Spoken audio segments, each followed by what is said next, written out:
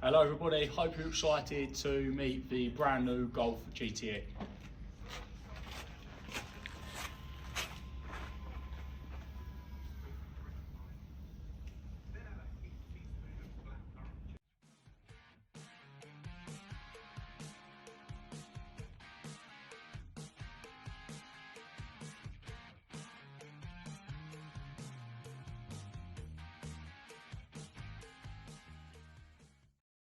I'm sure you just enjoyed that grand reveal.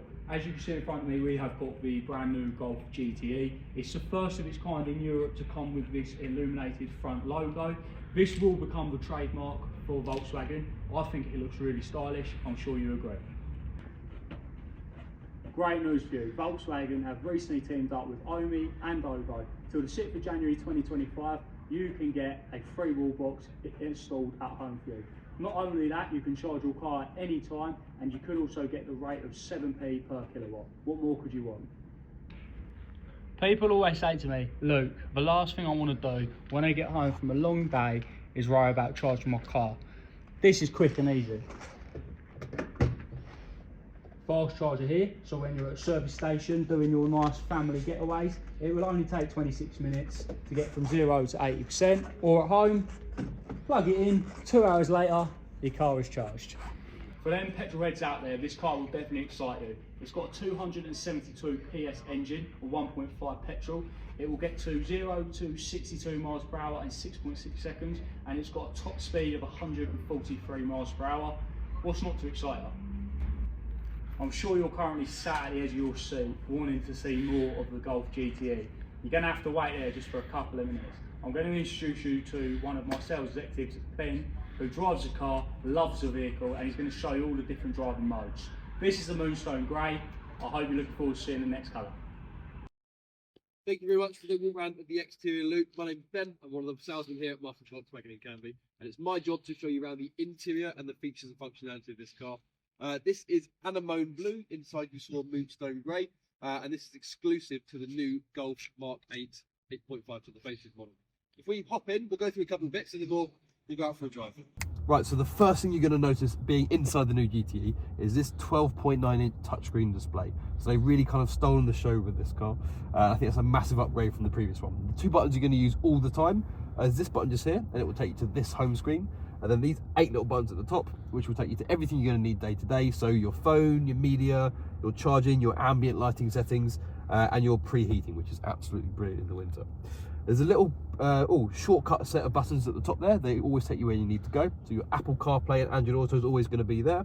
You've got your mode button, which is the most important bit because this again is a hybrid. You've got your eco mode to prolong range, your comfort mode for just sort of daily driving, or your sport mode because it is a GTE and you can have a bit of fun in it.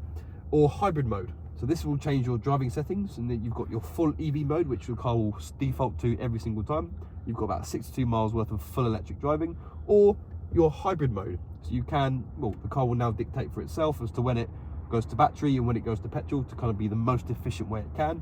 And you can have some control in terms of how much battery you're going to use or how much battery you're going to save when you drive around sort of daily journeys. The reason you would buy this car or go for a GTE as opposed to, you know, its brothers and sisters, the GTI or the GTD, is because it's a hybrid. So the biggest question you want to answer, or the things you want to find out, are the cost of ownership. How much is it actually going to cost you to own, run and drive one of these cars? So because it splits half the work from the electric battery and half the work from the internal combustion engine, it does make it a bit more efficient. So with the latest over offer that my colleague Luke mentioned earlier, 7p per kilowatt hour of battery, of charge, sorry, that should put you just over £1 to charge the car. And if you think you're getting around 62 miles on a charge at just over £1 a charge, that's insanely cheap sort of day to day. And if you're looking to buy this car in terms of a company car perspective, benefit in kind and things like that, you'd save I think £2,000 a year as opposed to a GTI, and £1,500 a year as opposed to a GTD. So those numbers do add up. You don't lose any performance. It's arguably the most powerful of the three cars at 272 horsepower or PS. But you do get that added benefit of extra money in your pocket.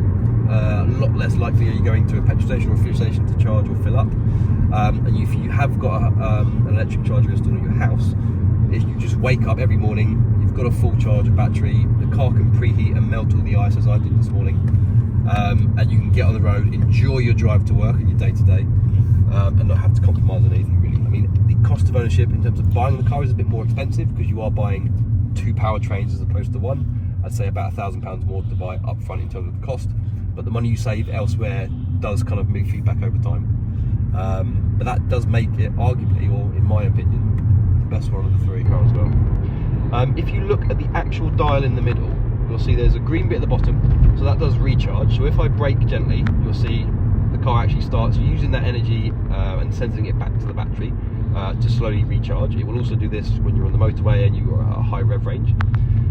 We've just come to a set of traffic lights, but in a moment when I put my foot down, you'll see it go into the blue, which is the power band. So you'll see the car will start driving on the motor. There you go. So we're going to accelerate, it will go right up to the top there, which is maximum power. And we are in full E mode, so I can put my foot right the way down and it won't go past that sort of blue mode. If you join me on this touchscreen, what I'm going to do is going to put the car into hybrid mode.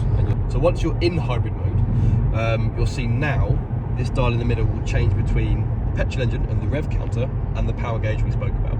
So right now we're doing 48 on a 50 mile an hour zone. If I let it slow down a little bit and then just put my foot down, you'll see it will just take over straight away and go into petrol mode.